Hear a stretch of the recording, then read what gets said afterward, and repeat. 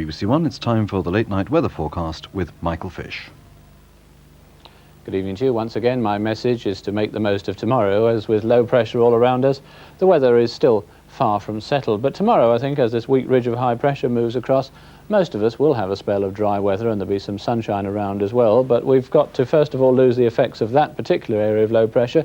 That'll go overnight, but already another one brewing up on the horizon. The warm front from that one will be pushing in towards northern areas during the latter part of tonight and through tomorrow. But it'll be a very weak affair, I think. It'll keep the weather cloudy, but perhaps not more than just the odd spot of rain. And it's the cold front that we're going to have to wait for. That'll bring quite a bit of rain down across most parts of the country during the course of Friday, although perhaps not getting to the southeastern corner until Saturday, and then a change to cooler weather with some showers around. Still, that's a long way off. Let's now look at the picture for midday tomorrow, when the process is, of course, only just beginning, and we still have relatively high pressure close to the southeastern corner, but those fronts are moving in, and the weak warm front crossing, as you see, the north of the country. And then tomorrow, well, in the east of Scotland and the northeast of England, perhaps a little bit of rain around to begin with, but there the weather tending to brighten up as the day goes on. And most central and eastern parts of England and the Channel Islands, a bright day. There may be some patchy cloud around, but if anything, rather more in the way of sunshine than there was today, and as a result turning out warmer as well, 22 centigrade, 72 Fahrenheit. Well, that's all from me. A very good night to you.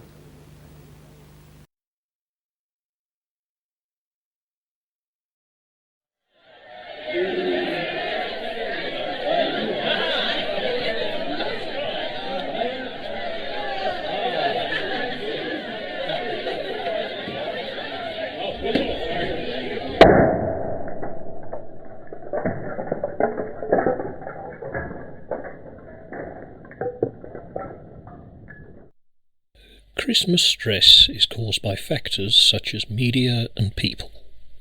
It is like ordinary stress, but many times more concentrated. It can cause great anger and argument. It also causes a cloud of deadly depression which slowly engulfs the land. This depression is transmitted by the general media and enforced jollity. As it is carried by waves and signals for hundreds of miles, it can eventually settle anywhere. However, you can protect yourself, and we will show you what steps to take.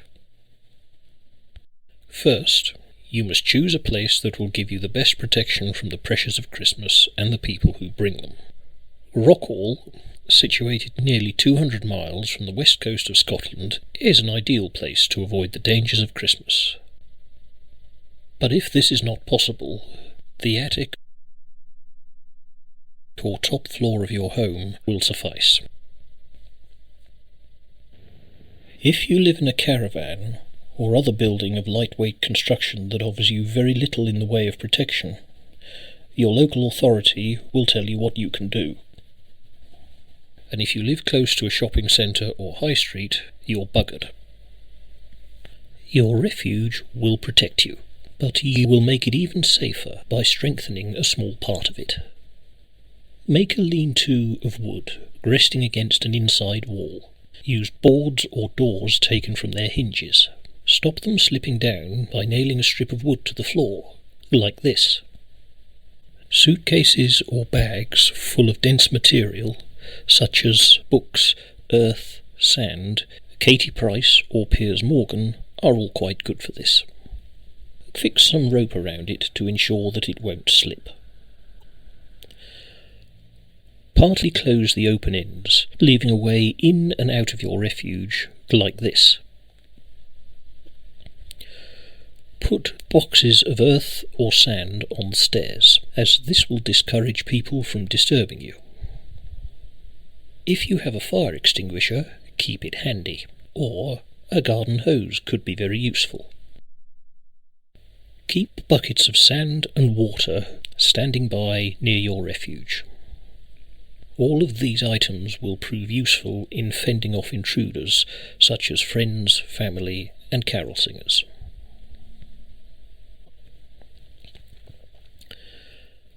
Christmas causes a cloud of deadly depression which slowly engulfs the land. So you must keep away from Christmas until it is safe, and this may mean staying in your shelter for up to 14 days. Prepare for this now by storing all the things you need. Here is a list of the most important things. Drinking water. Food, mostly in tins. Portable radio and spare batteries.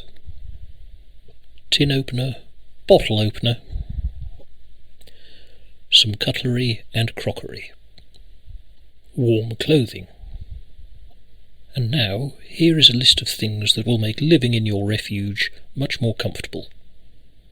Bedding, sleeping bags, portable stove and fuel, toilet paper, first aid kit, household medicines and prescribed medicines.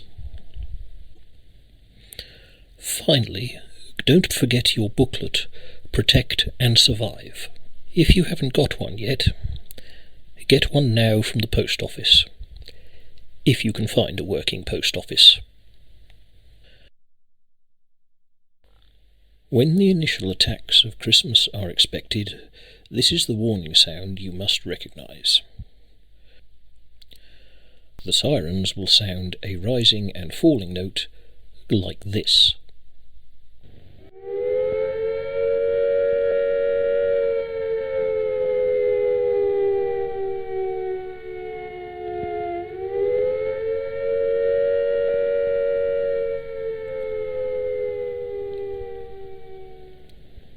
When you hear this sound, go straight to your inner refuge and stay there. When the level of depression caused by the impending Christmas reaches dangerously high levels, the depression warning will be given by means of 3 maroons like this.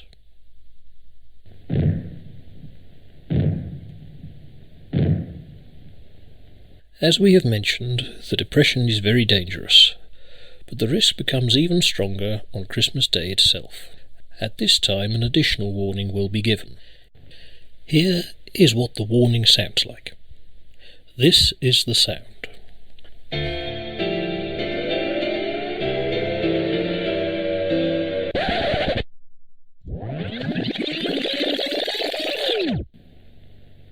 Here is what the warning sounds like. This is the sound.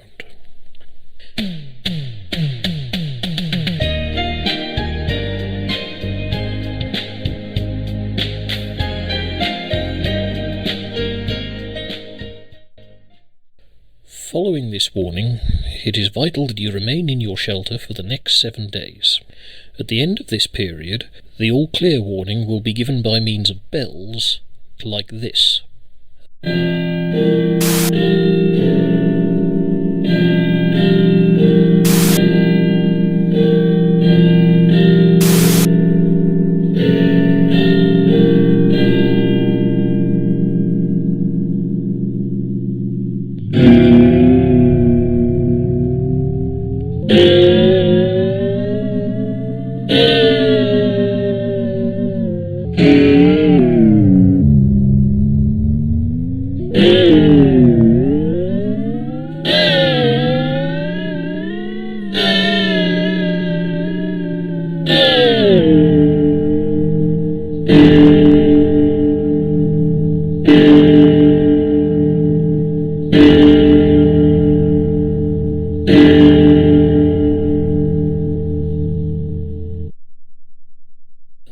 The bells mean that the threat of Christmas has come to an end, and it is now safe for you to emerge from your shelter and rejoin your friends and family.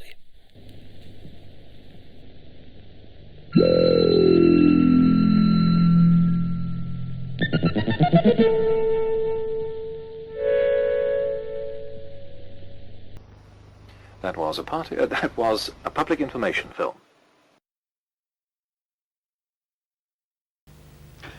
Now let's take a quick look at tomorrow evening on BBC1. There's more from the European Athletics Championships at 6:40, which is later than the time shown in Radio Times. Then at 7:25, Top of the Pops, and at 8 o'clock, a new series of Wildlife on 1. This first programme's about the bat that cracked the frog code, a cunning little creature which has developed a way of homing in on its prey. At 8:30, Peter Davison and Robert Glenister return for a new series of escapades as Brian and Steve in Sink or Swim.